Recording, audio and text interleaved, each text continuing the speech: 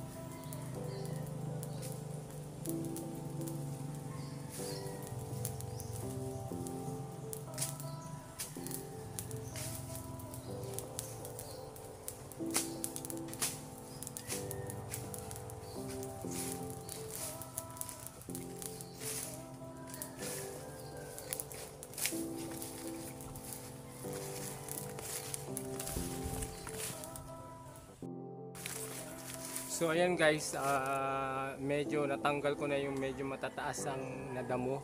Then bukas naman yung mabababa yun naman ang tatanggalin ko. Okay?